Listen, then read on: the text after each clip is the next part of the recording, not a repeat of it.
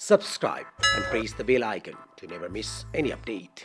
अध्यादेश मार्फतबाट संवैधानिक प्रक्रिया छल्दै जुन नियुक्ति भयो त्यसका सन्दर्भमा संयुक्त राष्ट्रसङ्घीय मानवाधिकार उच्च आयोगले जुन पत्र पठाएर सिङ्गो हामी सबैको शिर लाज निहुरिएको छ।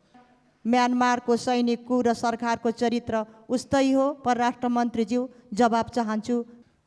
सरकारको प्रतिनिधित्व गरिरहेको पार्टी विभाजन गराएको छ र त्यो विभाजन गरेको 30 दिन भन्दाखेरि आज 23 गते ठ्याक्क 30 दिन पुग्यो भन्ने लाग्छ। 30 दिन पुगेको अवस्थामा यो संवैधानिक प्रावधान मिट नभएको अवस्थामा के हुन्छ? 11 गतेको फैसलाले मक्ख पर्यो, लड्डु खाएँ, अफिस दले काङ्ग्रेस र सजबाको अफिस धाएँ, नागरिक समाजको डबली धाएँ। 23 गतेको फैसलापछि आफ्नो साइजमा आएँ। वर्षै पछि मान्छेको ज्यान गएको छ, जीवन जोगाउने काममा सरकार लागि परोस्। यो सरकार गरिब दलित निमुखा जनताप्रति अनुदार छ। सभामुखज्यू, यस्तो गुण्डागर्दी प्रवृत्तिबाट नागरिकले सुख पाउँदैनन्।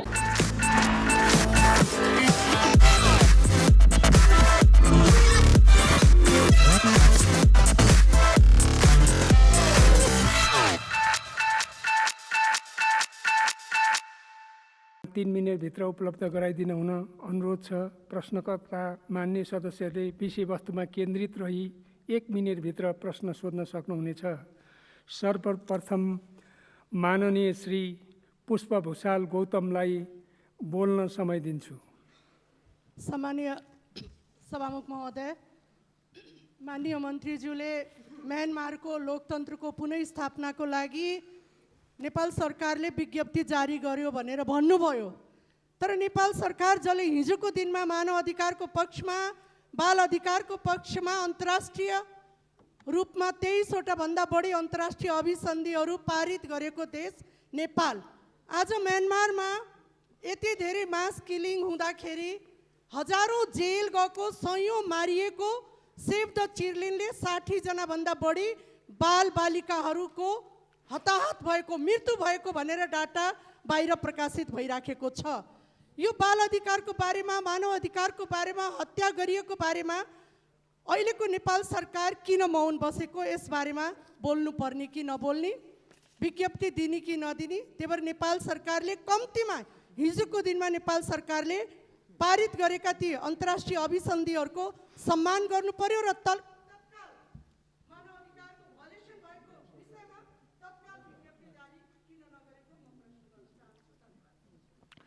माननीय श्री देवेन्द्र राज कौडेल। सम्मानीय सभामुख महोदय, बुद्धिभूमि नेपाल, शान्तिको सन्देश दिएको नेपाल, अहिंसा प्रमोह धर्मको सन्देश दिने नेपाल, घरेलु द्वन्द्वलाई समाधान गरी विश्व सामु उदाहरण बनेको नेपालको भावनालाई यो सरकारले आत्मसात गर्न सकेन। भर्चुअल माध्यमबाट बिमस्टेक सदस्य मुलुकको 17औं परराष्ट्र मन्त्री स्तरीय बैठकमा नेपालका परराष्ट्र मन्त्रीबाट म्यानमारमा भइरहेको नरसंहारप्रति ध्यान आकर्षण र आफ्नो धारणा राख्न नसक्नु र त्यस बैठकमा म्यानमारको तर्फबाट त्यस बैठकमा सैनिक परराष्ट्र मन्त्रीको रूपमा सहभागी प्रतिनिधिलाई सहभागी गराई त्यस जातिलाई अनुमोदनको मतियार नेपाल सरकार भएको छ। 6 वर्षीय बालिका सहित 60 बालबालिका र 600 भन्दा बढीको हत्या र 3000 भन्दा बढी हिरासतमा छन् भन्ने यसको म जवाब चाहन्छु। र त्यही मात्र होइन, एउटा यो विषयमा धारा 100 को दफा 2 मा मैले भनिसकेँ, प्रधानमन्त्रीले प्रतिनिधित्व गर्ने दल विभाजित। माननीय श्री दिलेन्द्र प्रसाद बडु। सम्माननीय सभामुख महोदय, माननीय परराष्ट्र मन्त्रीजीले दार्चुला सदरमुकामको भारतसित जोडिएको सीमामा अहिले तटबन्ध निर्माणको क्रममा भएको समस्याका बारेमा निकै ढिला भए पनि केही रेस्पोन्स गर्नुभएको छ, जवाब दिनुभएको छ र एउटा निरीक्षण टोली पठाउने जानकारी दिनुभयो। म धन्यवाद नै दिन चाहन्छु। निकै ढिला पनि भयो र म एउटै कुरा स्पष्ट के गर्न चाहन्छु भने दार्चुला एउटा पहाडी जिल्ला हो। महाकाली नदी र दार्चुला सदरमुकामभन्दा दक्षिणतिरको सिमानामा यो बाढी 2070 सालको बाढी आउनुभन्दा पहिले कुनै समस्या थिएन र बाढीले गर्दा सिर्जित समस्या हो। यो टेक्निकली समस्या हो। त्योभन्दा पहिले नै यहाँ जियोग्राफिकल कोअर्डिनेट्सहरू दुवै सीमातिर फिक्स छन्, तर समस्या त्यसलाई अनर नगरेको अवस्था नै हो अहिले निर्माण गर्दा। हामीले गरेका छौँ। त्यसकारण अहिले जाने टोलीले एउटा एसाइनमेन्ट स्पेसली दिनु के पर्यो भने दार्चुलाको सदरमुकामदेखि तल अब हामी पनि बनाउँदैछौँ तटबन्ध र इन्डियातिर पनि औ बन्दैछ। खालि यहाँको मात्र समस्या एउटा कल्फैको समस्या, वडा नम्बर 4 को समस्या मात्रै हो। माननीय श्री गगन कुमार थापा। सम्माननीय सभामुख महोदय, माननीय मन्त्रीजीलाई मैले सोध्न चाहेको विषय सार्कको मृत्युको घोषणा गर्न मात्रै बाँकी रहेको, बिमस्टेकको बैठकमा म्यानमारको विषय किन नउठेको, माननीय मन्त्रीज्यूबाट युएनएचआरसीको रेजोल्युसनको त्यो कोट त सुनाउनु भयो, तर बिमस्टेकको बैठकमा नबोलेको कुरा त्यहाँ राजनैतिक सैन्य सहकार्यको कार्यक्षेत्रभित्र पर्दैन भन्ने जवाफ खोजेको होइन। नेपालको सन्दर्भबाट यति धेरै कुरा बोलिए भनेर भनिराख्नु भएको ठाउँमा त्यो प्रोएक्टिभ रोल हामीले एउटा डेमोक्रेटिक गभर्मेन्ट भएको हाम्रो डेमोक्रेटिक गभर्मेन्टबाट त्यसको अपेक्षा गर्ने कुरा आफैमा वाञ्छनीय हुन्थ्यो। किन नेपालले त्यो ठाउँ नराखेको? अध्यादेश मार्फतबाट संवैधानिक प्रक्रिया छल्दै जुन नियुक्ति भयो त्यसका सन्दर्भमा संयुक्त राष्ट्रसङ्घीय मानवाधिकार उच्च आयोगले जुन पत्र पठाएर सिङ्गो हामी सबैको शिर लाज निहुरिएको छ, यो सन्दर्भमा सरकारले के कस्तो प्रतिक्रिया व्यक्त गर्ने तयारी गरेको छ? धन्यवाद। माननीय श्री दिला सङ्ग्रौला। सम्मान्य सभामुख महोदय मार्फत परराष्ट्र मन्त्रीज्यूलाई जिज्ञासा राख्न चाहन्छु। म्यानमारमा भएको सैनिक कु, आङ सान सुची लगायत थुप्रै लोकतन्त्र प्रेमीकोलाई थुनामा राख्ने, दिनौँ नरसंहार र बालबालिकामाथिको हत्या, यो सरकारको ध्यान किन पुगेन? बिमस्टेकको बैठकमा म्यानमारको घटना किन उठेन? म्यानमारको सैनिक कु र सरकारको चरित्र उस्तै हो? परराष्ट्र मन्त्रीज्यू जवाब चाहन्छु। धन्यवाद। माननीय श्री दिव्यमणि राज भण्डारी।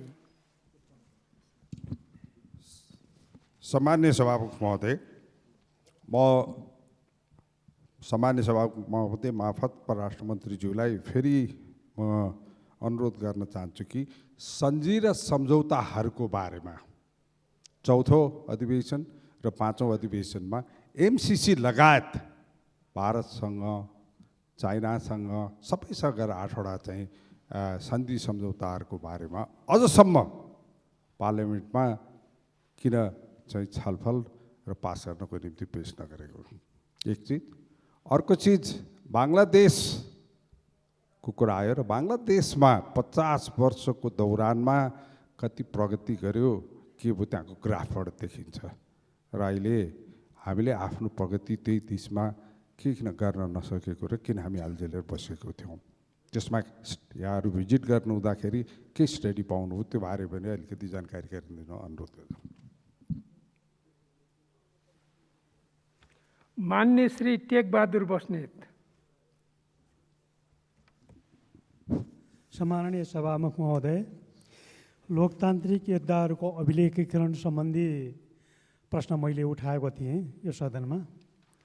यसको नाम लोकतान्त्रिक योद्धाहरूको अभिलेखीकरण, तर चाहिँ काम अलिकति अपारदर्शी हुने खालको, एक हप्तामा गर्ने खालको, एक हप्तामा हुनै नसक्ने खालको, सल्यान जिल्लामा मात्रै हजारौँ त्यस्ता खालका लोकतान्त्रिक योद्धाहरूको चाहिँ अभिलेख तयार पार्नु छ। यो कसरी चाहिँ एक हप्ताभित्र तयार हुन सक्छ? त्यसो भएको हुनाले यसको अलिकति जुन खालको संरचना बनेको छ यो संरचना अपारदर्शी छ र समयावधि एकदम निकै छोटो छ। यो असम्भव छ। यो समयावधि थपिन्छ कि थपिन्न, संरचना बदलिन्छ कि बदलिन्न, माननीय मन्त्रीज्यूलाई मैले प्रश्न गर्न चाहन्छु र माग गर्न चाहन्छु समय थपियोस्, संरचना बदलियोस्। धन्यवाद। माननीय श्री राजेन्द्र कुमार केसी।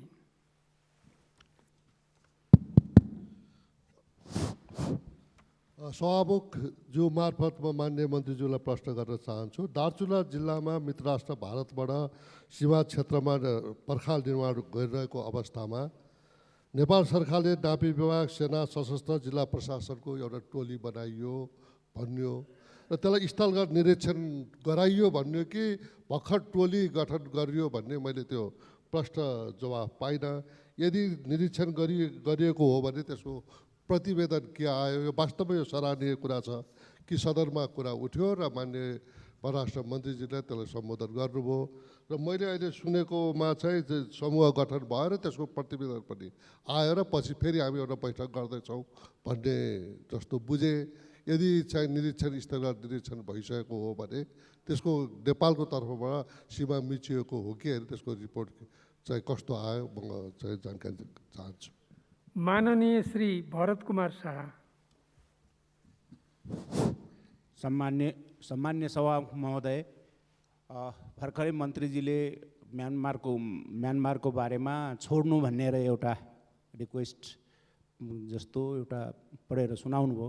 तर हामी प्रजातान्त्रिक व्यवस्थामा विश्वास गर्ने मान्छेहरू र त्यहाँ प्रजातन्त्रवादी राष्ट्रपति प्रधानमन्त्री स्टेट काउन्सिललाई थुन्दा समेत हामीले खालि एउटा छोड्ने भन्ने एउटाले मात्रै पुग्छ कि प्रजातन्त्रको प्रति हाम्रो दृढ सङ्कल्प छ र हामी उहाँहरूको साथमा छौँ भनेर वक्तव्य निकाल्नु पर्ने होइन।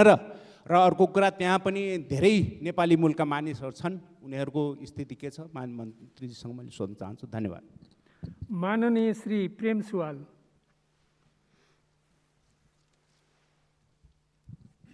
सम्मान्य सभामुख महोदय मार्फत मान्य मन्त्रीज्यूसँग जिज्ञासा राख्न चाहन्छु।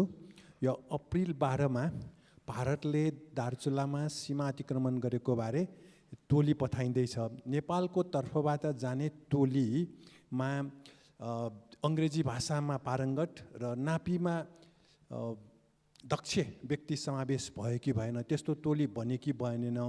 र साथसाथै सीमा स्ट्रिप नक्सा बनाउँदा, नेपाल भारतको स्ट्रिप नक्सा बनाउँदा भारततर्फ बसेर टोलीले स्ट्रिप नक्सा बनाएको कारण धेरै ठाउँमा नेपालको भूमि अतिक्रमण भए जस्तै यो टोलीको काम पनि त्यस्तै हुने हो कि भने नेपाली जनतामा चिन्ता पनि छ। धन्यवाद। माननीय श्री सत्यनारायण शर्मा खनाल।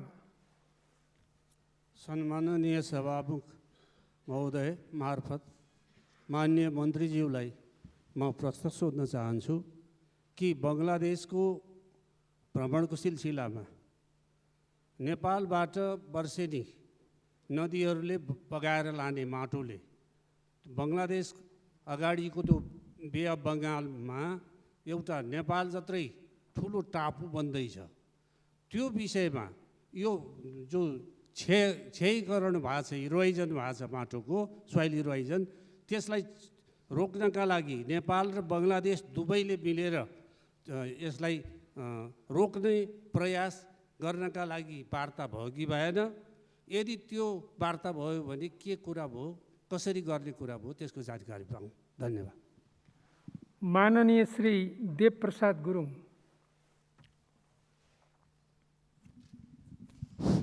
सम्मान्य सभामुखज्यू, मान्य मन्त्रीज्यूले सरकारको विश्वास र विश्वासको प्रसङ्ग पनि उठाउनु भयो र यस सन्दर्भमा म कहाँनिर ध्यान आकर्षण गराउन खोजेको भन्दाखेरि संविधानको धारा 100 को उपदफा 2 मा चाहिँ प्रधानमन्त्रीले नेतृत्व गर्ने दल विभाजित भएको अवस्थामा 30 दिनभित्रमा चाहिँ विश्वासको मत लिनुपर्ने भन्ने देखिन्छ र सम्मानित सर्वोच्च अदालतले फाल्गुन 23 गतेको फैसलाबाट सरकारको प्रतिनिधित्व गरिरहेको पार्टी विभाजन गराएको छ र त्यो विभाजन गरेको 30 दिन भन्दाखेरि आज 23 गते ठ्याक्क 30 दिन पुग्यो भन्ने लाग्छ। 30 दिन पुगेको अवस्थामा यो संवैधानिक प्रावधान मिट नभएको अवस्थामा के हुन्छ यस पछाडिको संवैधानिक प्रश्न भन्ने चाहिँ जिज्ञासा राख्न चाहन्छु। धन्यवाद। सम्मान्य सभामुख महोदय, लुम्बिनी सांस्कृतिक नगरपालिका वार्ड नम्बर 6 र 5 मा के 2-3 दिन पहिले आगो लागेर 25 बिघा जमिन गहुँ नष्ट भएको छ। सरकारले उनीहरूलाई क्षतिपूर्ति दियोस् भन्ने म माग गर्न चाहन्छु। दोस्रो कुरा, भर्खरै प्रधानमन्त्रीजीले 165 वटा रणनीतिक सडकको उद्घाटन गर्नुभएको छ। न त्यसको एलाइनमेन्ट भएको छ, न कुनै डिपिआर भएको छ, उद्घाटन गर्नुभएको छ। तर यस्तै उहाँलाई यति नै शिलान्यास गर्नुभएको छ। यदि शिलान्यासको यति नै रहर हो भने रेड बुक एकैचोटि शिलान्यास गर्दै भइहाल्यो, किन धेरै गर्नु पर्यो? त्यही। धन्यवाद। मान्य श्री भीमसेन दास प्रधान। सम्माननीय सभामुखज्यू, म सभामुख मार्फत सम्माननीय प्रधानमन्त्रीको ध्यान आकर्षित गर्न चाहन्छु। नेपाली काङ्ग्रेसले अहिले प्रधानमन्त्रीको राजीनामा मागेको छ। 40 दिन बितिसकेको अवस्थामा पनि प्रधानमन्त्रीले अहिलेसम्म यो सभा आएर सम्बोधन गरेको अवस्था छैन। र यस बिचमा प्रधानमन्त्रीले सामान्य राष्ट्रपतिज्यूका दलहरूको बिचमा संविधान विघटनको आफ्नो पुष्टाइ गर्नु खोज्नुभएको थियो। तर अहिले विभिन्न नेताहरूले, माओवादीका केन्द्रका नेता हाम्रो देव गुरुङजीले केयरटेकर गभर्मेन्ट भनेछ, कसैले राजीनामा आएको छ, कसैले चाहिँ संसदमा बिन्स दिएको छैन भन्ने अवस्था छ। अब यस्तो अवस्थामा सामान्य प्रधानमन्त्री संसदीय मर्यादा अनुरूप चाहिँ संसदभित्र आएर राख्नुपर्ने कुरा बाहिर बोले जुन कुरा हो त्यो वास्तवमा गैरजिम्मेवारी, अराजनैतिक र यो चाहिँ नि असंवैधानिक व्यवस्था, असंवैधानिक व्यवस्था चरित्रको उहाँ हो। त्यसतर्फ ध्यान गर्दै म सभामुख मार्फत उहाँले छिटोभन्दा छिटो यी सबै अनुरोध प्रश्नमा चाहिँ सभामा आएर जनताको सार्वजनिक केन्द्र प्रतिनिधि सभामा चाहिँ बोल्न हुन आग्रह गर्छु। धन्यवाद। धन्यवाद। माननीय श्री भैरवबहादुर सिंह।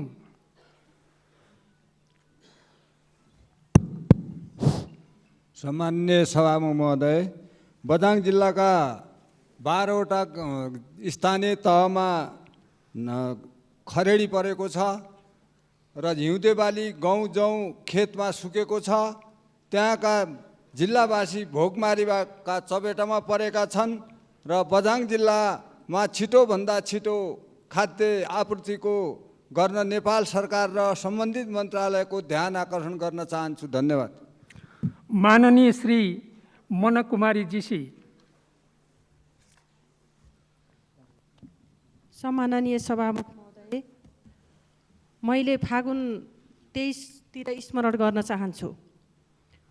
हामी पुनस्थापित संसद भइसकिसकेपछि जब यहाँ यस गरिमामय सदनमा पस्यौँ, सम्माननीय सभामुख महोदय, बेपत्ता पारिएका व्यक्तिको छानबिन, सत्य निरूपण तथा मेलमिलाप आयोग, तेस्रो संशोधन अध्यादेश 2077, यौन हिंसा विरुद्ध केही ऐन संशोधन, फौजदारी कानुन तथा फौजदारी कार्यविधि सम्बन्धी केही ऐन संशोधन जस्ता महत्त्वपूर्ण विषयमा छलफल गर्ने गरी उपस्थित हुन पाउँदाखेरि अब देशले, जनताले सुखी नेपाली र समृद्ध नेपालको एउटा राष्ट्रिय आकाङ्क्षालाई लिएर सम्माननीय प्रधानमन्त्रीज्यूको नेतृत्वमा बनेको सरकारले जनताहरूले जुन विकासको एउटा आनन्दानुभूति गर्न पाइराखेका थिए त्यो गतिमा अगाडि बढ्छ भन्नेमा विश्वास थियो।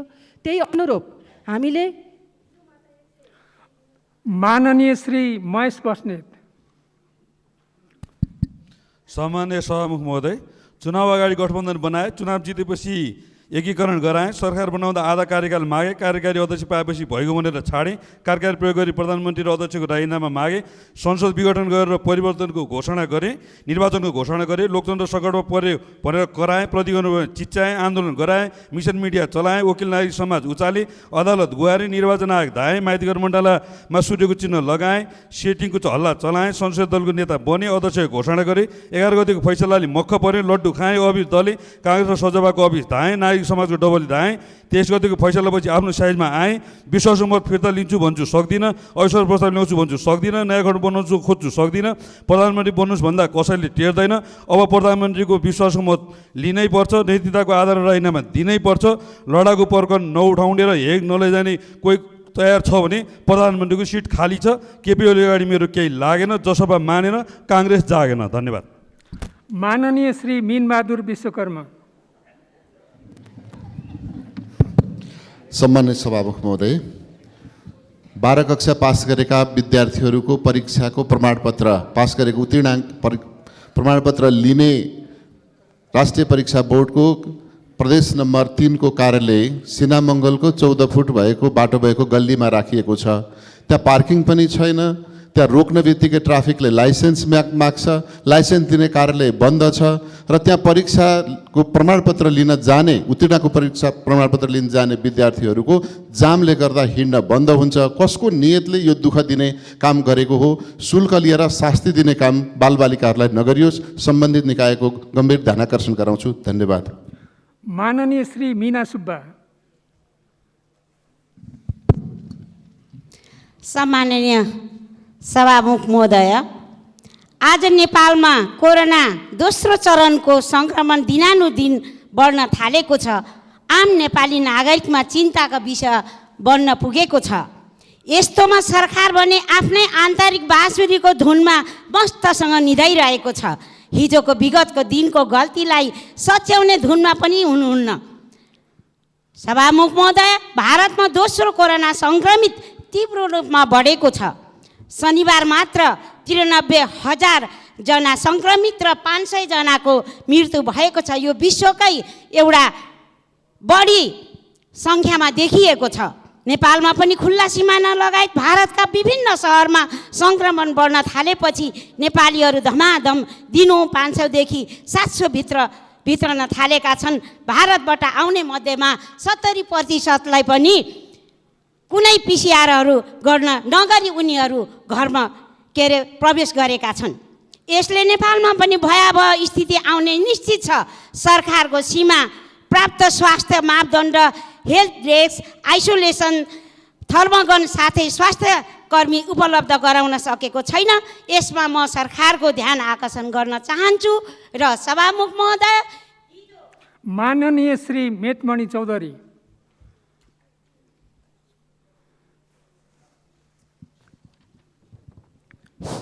सम्माननीय सभामुख महोदय, दाङ जिल्ला दक्षिण एसियाको ठुलो मध्येको एक उपत्यका हो। राप्ती र बबई नदी पूर्व पश्चिम र दर्जनौँको सङ्ख्यामा रहेका खोलाहरू उत्तर दक्षिण भएर बगेको छ।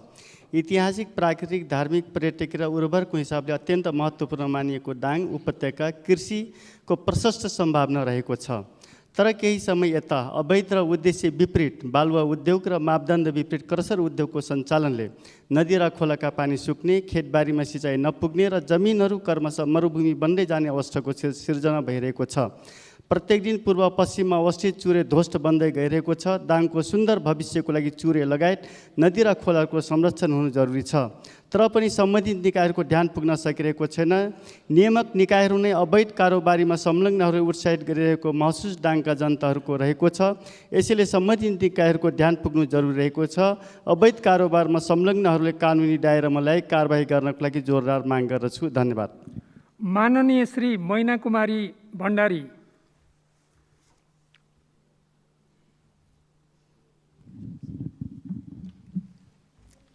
सम्मान्य सभामुख महोदय, नेपाल सरकारद्वारा देशव्यापी रूपमा 165 सडक सम्पन्न गर्ने उद्देश्यका साथ सडक शिलान्यास गर्नुभएको छ र काठमाडौँवासी जनताको लागि खानेपानीको सपना सम्पन्न गर्नुभएको छ र श्रावण 1 गतेदेखि सामाजिक सुरक्षा भत्ता गर्ने घोषणा गर्नुभएको छ र नेपाल सरकारलाई म हार्दिक बधाई तथा धन्यवाद ज्ञापन गर्न चाहन्छु।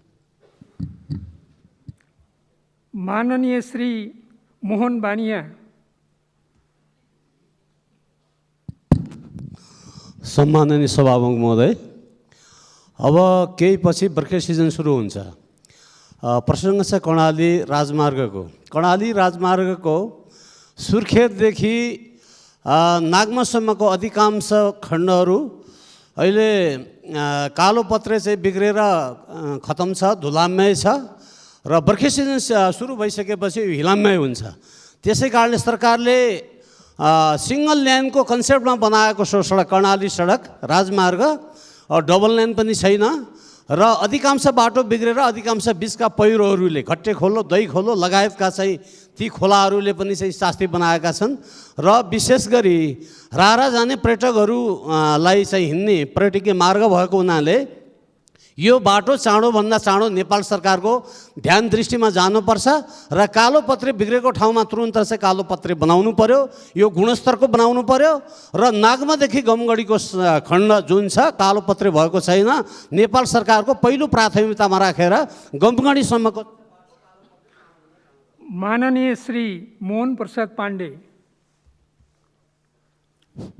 सभामुख महोदय, सिद्धार्थ राजमार्गका सन्दर्भमा सरकारको ध्यान किन आकृष्ट हुन सकेन? बुटवलदेखि दोबाङसम्म त्यो सडकको दुर्दशा हेर्दा सरकारका मन्त्रीहरू पटक पटक त्यही बाटो ओहोरदोहोर गर्नुभएको छ। म आग्रह गर्न चाहन्छु, 12-15 करोड ठुलो कुरा होइन। 2 महिना 3 महिनाभित्र 12-15 करोड रकम विनियोजन गर्यो भने त्यहाँ कालोपत्रे गर्न सकिन्छ।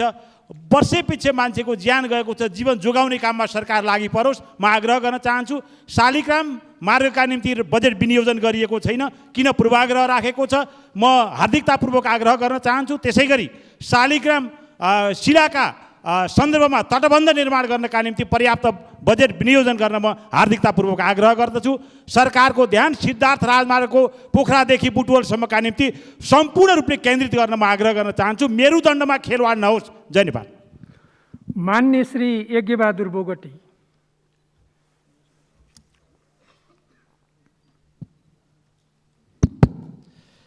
सम्माननीय सभामुखज्यू, 2017 साल भाद्र 2 गते अछाम जिल्लाको रामारौसन गाउँपालिका अन्तर्गत कैलाश खोलाको मुहानमा पहिरो गएर ठुलो बाढीले त्यहाँको जनताको ठुलो धनको क्षति भएको छ र त्यो धनको क्षति मात्रै नभएर अहिले पनि त्यहाँ बृहत तटबन्धनको आवश्यकता छ र त्यहाँका जनता किसानका सिँचाइ कुलाहरू भत्काइएको छ र ती सिँचाइ कुला हालसम्म पनि निर्माण हुन सकिरहेको छैन। अब बर्खे सिजनमा धान रोप्ने बेला आइसक्यो तर त्यो सिँचाइ कुलो अहिले पनि निर्माण भएको अवस्था छैन। त्यस कारणले नेपाल सरकारको म गम्भीर ध्यान आकर्षण गराउन चाहन्छु। अहिले नै त्यो कैलाश खोलामा गएको बाढी पीडितका निम्ति विशेष प्याकेज निर्माण गरेर कुलो निर्माण र तटबन्धनको बृहत योजना निर्माण गरियोस् भन्ने सरकारसँग म जोरदार माग गर्न चाहन्छु। धन्यवाद। माननीय श्री योगेश कुमार भट्टराई।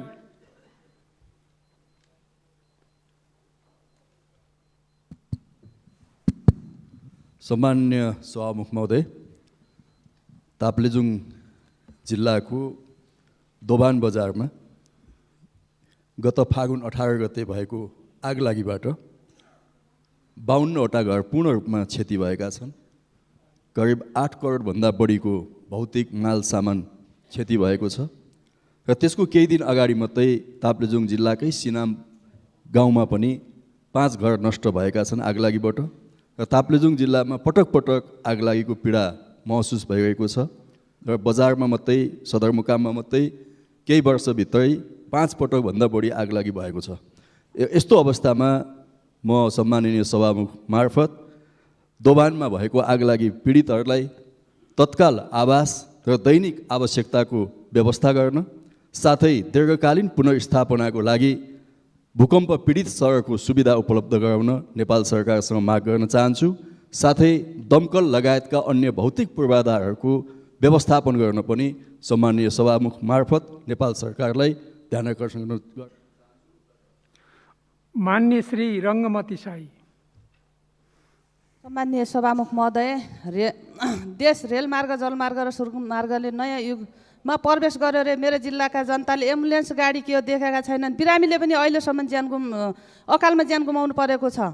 जो ठुला अपराधी भ्रष्टाचारीहरूलाई गणतन्त्र मनाउनेको नाममा चालचलन राम्रो लाग्यो भनेर राष्ट्रपतिज्यूले कैद मिना गरिदिनुहुन्छ। म भ्रष्टाचार गर्दिनँ, गर्न पनि दिदिनँ भन्नुहुन्छ। जसले राज्यको कर छली गर्न सक्छ उसैको घरमा पार्टी कार्यालय स्थापना हुन्छ। नागरिकता जस्ता अति महत्त्वपूर्ण विधेयकहरू थन्किन्छन्। हजारौँ नागरिक बाटोमा छन्। संविधान विपरीत संवैधानिक परिषदको अध्यादेश ल्याइन्छ अनि महिला संसदले महिला हिंसाका विधेयकहरू अध्यादेशहरू अगाडि ल्याउन दिएन भनेर ढाँट्नुहुन्छ हाम्रो सम्माननीय प्रधानमन्त्रीज्यू। तयारै नगर 165 निर्वाचन क्षेत्रमा रणनीतिक सडक भनेर बालुवाटारबाट स्विच थिचेर शिलान्यास गर्नुहुन्छ सम्माननीय प्रधानमन्त्रीज्यू।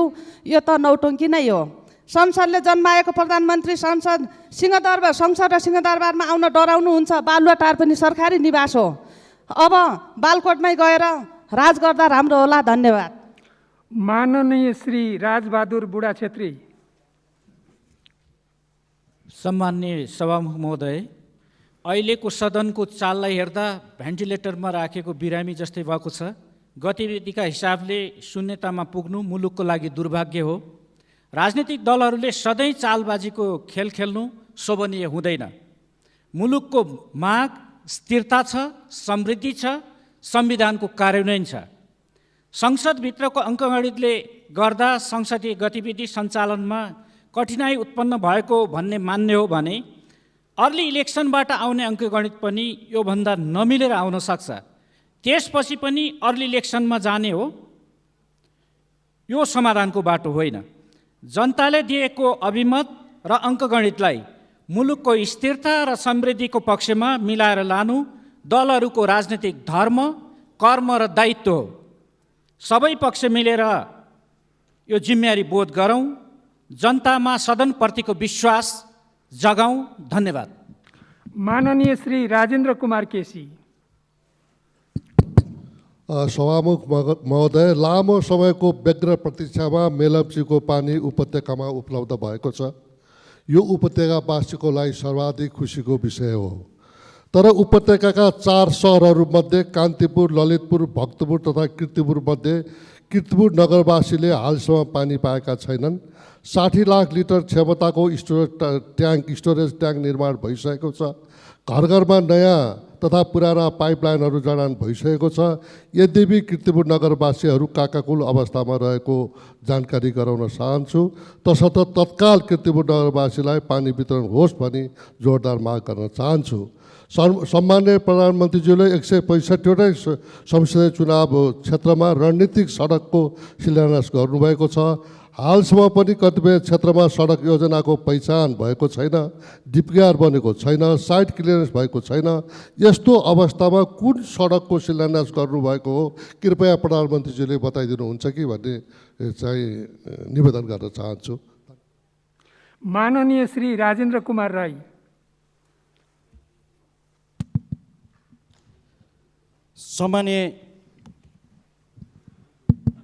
सम्माननीय सभामुख महोदय, देशभरि अहिले आगो लागि भइरहेछ। त्यसैले धनकुटा पनि पछौटे हुन सकेन। दैनिक आगो लागि कारणबाट धनकुटावासीहरू त्रही छन्। हालसम्ममा 40वटा सामुदायिक वन, 18,000 हेक्टरमा वन नष्ट भइसकेको छ।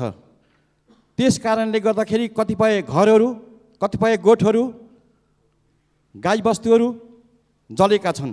त्यसै कारणले गर्दाखेरि म सभामुख मार्फत म के आग्रह निवेदन गर्न चाहन्छु भने तत्काल रूपमा सरकारले यो आगो नियन्त्रण गर्नका निम्ति पहल कदमी गरोस्।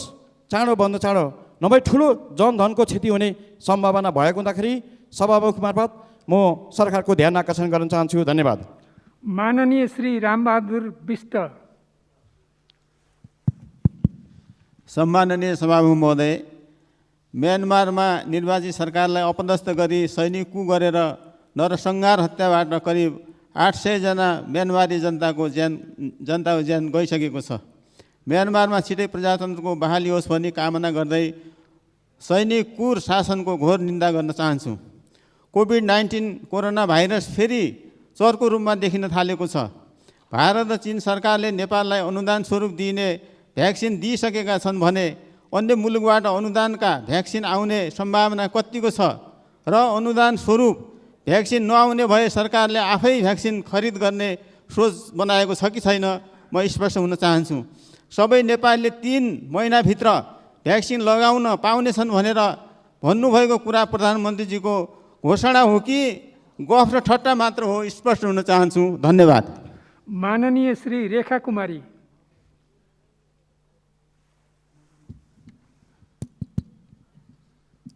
सम्माननीय सभामुख महोदय, सुखी नेपाली समृद्ध नेपालको सपना पूरा गर्ने यही वर्तमान सरकार हो। यसकारण आशा पनि यही सरकारबाट छ जनताको। रौतहटको नेपाल भारत बोर्डरको 10 गजामा लालबकेया नदीसँग जोडिएका भारतीय बाँध 10 गजामा भत्किएको बाँध अहिलेसम्म मर्मत भएको छैन र यो सदरमुकाम जस्तो सदरमुकाम नै रहेको गौर नगरपालिका त्यहाँको ठुलो संरचना जो अहिले जोखिममा छ। यसकारण यो सम्बन्धित पक्षको ध्यान समयमै पुगोस् भन्ने आग्रह गर्न चाहन्छु। धन्यवाद। माननीय श्री रेणुका गुरुङ।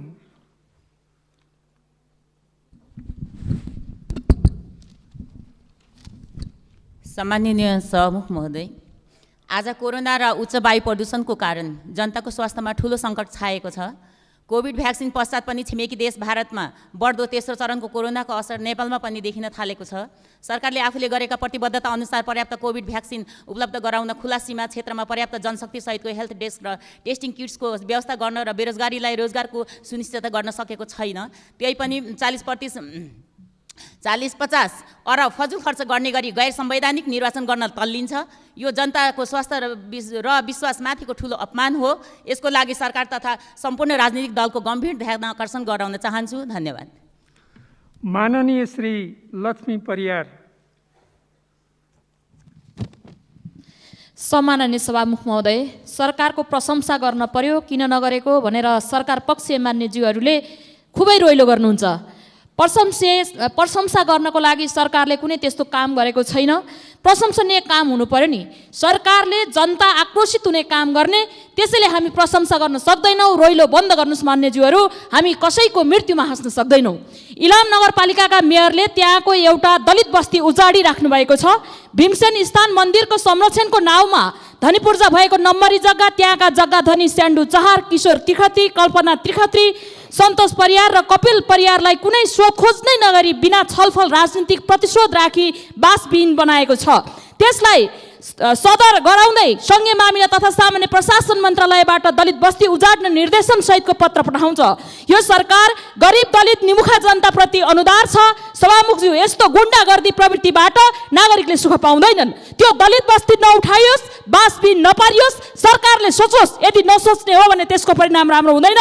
सभामुख मार्फत सरकारको ध्यान आकर्षण गर्न चाहन्छु। धन्यवाद।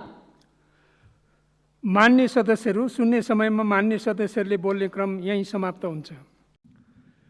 मान्य सदस्यहरू, अब मान्य परराष्ट्र मन्त्रीलाई उक्त प्रश्नहरूको सम्बन्धमा जवाफ दिन अनुमति दिन्छु।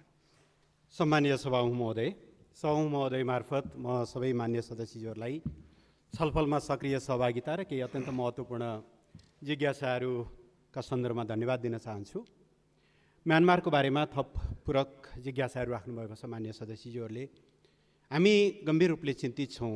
त्यहाँ बालबालिकाहरू र शान्तिपूर्ण प्रदर्शन गरिरहेका धेरै नागरिकहरूको हताहती भएको छ।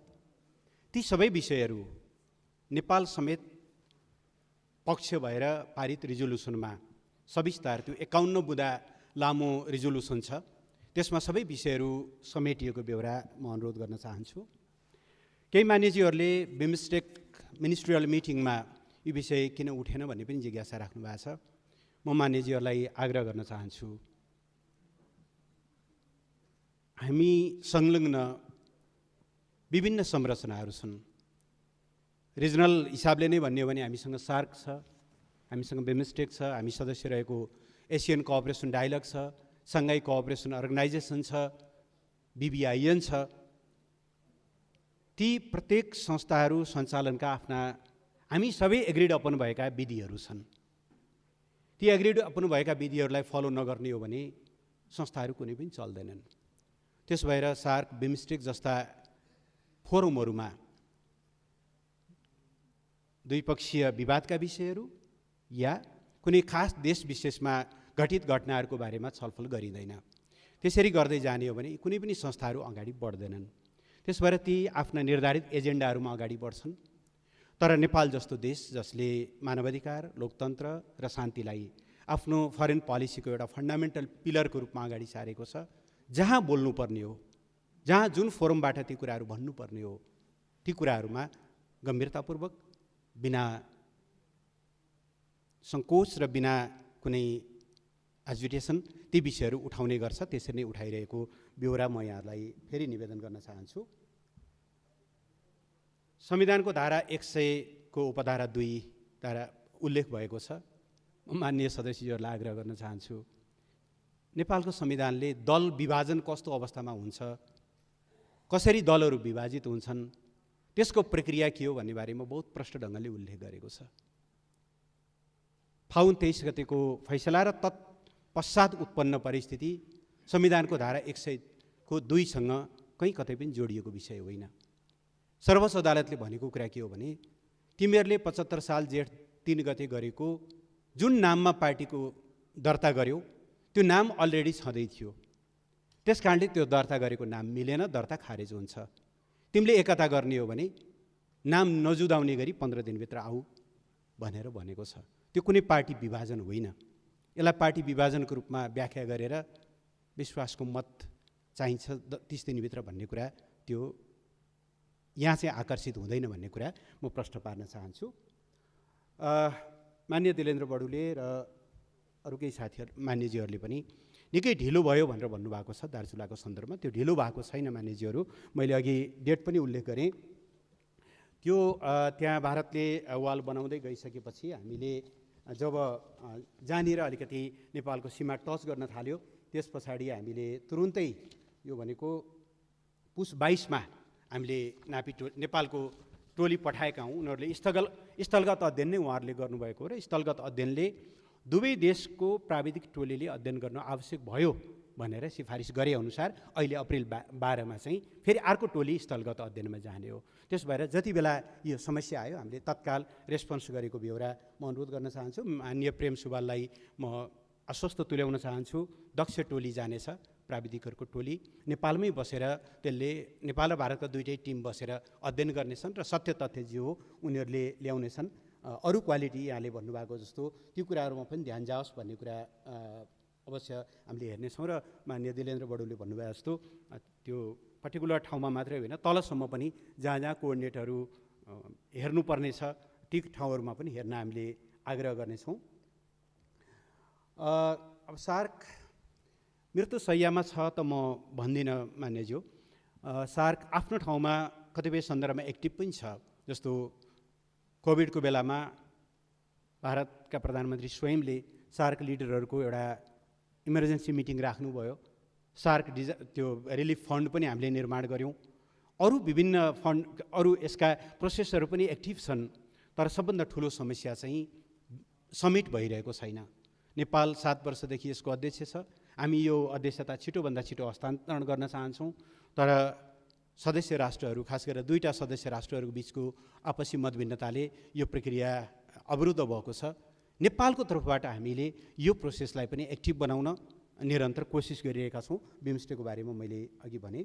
साथै मान्यज्यूले यो संयुक्त राष्ट्रसङ्घको उच्चायुक्तको मानवाधिकार उच्चायुक्तको कार्यालयले नेपालको मानवाधिकार आयोगको छनौट प्रक्रियामा त्यसको प्रोसेसलाई लिएर उठाएको क्वेसनको बारेमा जिज्ञासा राख्नुभएको छ। त्यो पत्र हामीलाई प्राप्त भएको छ। सरकारले उपयुक्त समयमा उपयुक्त ढङ्गले त्यसको जवाफ दिने नै छ। हामी नेपालको राष्ट्रिय मानवाधिकार आयोगको स्वायत्तता स्वतन्त्रताको पक्षमा छौँ। त्यसअनुसार नै उहाँहरूको नियुक्ति भएको छ। अरू केही विषयहरू उहाँहरूले उठाउनुभएका विषयहरूको बारेमा हामी बसेर छलफल गर्न र राष्ट्रिय मानवाधिकार आयोगलाई जसरी अहिले यो A ग्रेडको एग्रिडेसन सहित कार्यरत छ त्यही ढङ्गले त्यसलाई अगाडि बढाउनका निम्ति हामी क्रियाशील रहेको बेहोरा म आग्रह गर्न चाहन्छु। म एउटा प्रश्नप्रति विनम्रतापूर्वक त्यसप्रति अस्वीकृति र त्यस्ता प्रश्नहरू नउठुन् भन्ने पनि आग्रह गर्न चाहन्छु। मान्य सदस्यज्यूहरू, बोल्दै जाँदा धेरै पर नपुगौँ। म्यानमारको सैन्य जुन अहिलेको व्यवस्था र नेपालको सरकारको कुनै तुलना हुने विषय हो? यस्ता पनि प्रश्नहरू गऱ्यौँ भने हाम्रो आफ्नै गरिमा घट्छ। आफ्नो गरिमा घट्ने काम नगरौँ भन्ने मेरो आग्रह छ। यसबिचमा बङ्गलादेशले कति प्रगति गर्यो, नेपालले कति प्रगति गर्यो, केही अध्ययन गर्नुभयो कि मान्य सदस्यले जिज्ञासा राख्नु भएको छ। निश्चय नै हामीले अध्ययन गरेका छौँ। यसबिचमा बङ्गलादेशले गरेको तरक्की प्रशंसनीय छ। तर हामी आफै पनि रिग्रेट हुनुपर्ने केही कारण छैन। किनभने नेपाल र बङ्गलादेश लाओससँगै 3टा देशहरू यसचोटि संयुक्त राष्ट्रसङ्घको कमिटी फर डेभलपमेन्ट पोलिसी CDP-बाट एकैचोटि ग्रेजुएसन हुनका निम्ति सिफारिस भएका छन्। हामीले सोर्स फोर्स लगाएर त पक्कै भएको होइन होला। नेपालले पनि राम्रै प्रगति गरेर नै संसारका यत्र धेरै 47-48 देशहरू छन् LDC-मा, त्यसमध्ये 3टा देश मात्रै एलिजिबल हुनुमा नेपालले पनि केही प्रगति गरेको छ। तर थुप्रै कुराहरूमा हामीभन्दा बङ्गलादेश अगाडि छ। उहाँहरूका राम्रा कुराहरूबाट हामीले सिक्नुपर्छ। त्यसबारेमा हामीले सकारात्मक रूपमै लिएका छौँ। विभिन्न सन्धिहरू सदनमा सरकारले त अनुमोदनका लागि पेश गरेको छ। किन अगाडि बढिरहेका छैनन् म भन्न सक्दिनँ। किनभने सदनको एजेन्डा सरकारले तय गर्ने होइन, सरकारले दर्ता गर्ने हो। सरकार जहिले पनि MCC भन्नुहोस्, अरू IAEA को एटमिक इनर्जीसँग सम्बन्धित भन्नुहोस्, या अरू जे पनि अन्तर्राष्ट्रिय सन्धिहरू छन् यहाँ दर्ता भएका छन् अनुमोदनका लागि, रेक्टिफिकेसनका लागि, हामी त सधैँ तयार छौँ। सदनले किन अगाडि बढाइरहेको छैन? सदन स्वयंले यसको जवाफ दिनुपर्छ भन्ने म आग्रह गर्न चाहन्छु। माननीय टेकबहादुर बस्नेतले उठाउनु भएको छ यो अलिकति अपारदर्शी भयो भनेर। सिडिओको अध्यक्षतामा बनेको समिति अपारदर्शी छैन। यो 1 हप्ताको समय भनेको हामीले चरणमा लोकतन्त्रका योद्धाहरूलाई सम्मान गर्छौँ। पहिलो चरणमा शहीद परिवार, बहिर्गमित लडाकुहरू, गम्भीर अवस्थामा रहनुभएका घाइते र अपाङ्गहरू, त्यो क्याटेगोरीका साथीहरूलाई हामीले सम्मान गर्ने भएको हुनाले त्यो भित्रबाट त्यो क्याटेगोरीका साथीहरूको नाम छिटो पठाइदिनुहोस् भनेको हो। त्यो समितिले काम गर्दै जान्छ, त्यसले कन्सल्टेसन गर्दै जान्छ, त्यसले मुख्य आधार बनाउँछ। स्थानीय शान्ति समितिले वर्षौँ लगाएर तयार गरेका ती रेकर्डहरूलाई मुख्य आधार बनाउँछ। तर कहीँ कतै अझै साथीहरू छुटपुट हुनुभएको छ, कसैको नाम छुटेको छ भने पारदर्शी ढङ्गले त्यसले काम गर्छ। म त्यो अनुरोध गर्न चाहन्छु।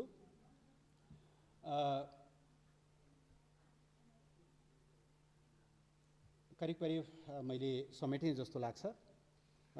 धन्यवाद सम्मानीय सभामुखज्यू।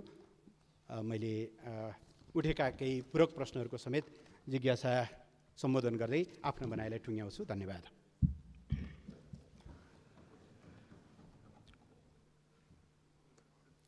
मान्य सदस्यहरू,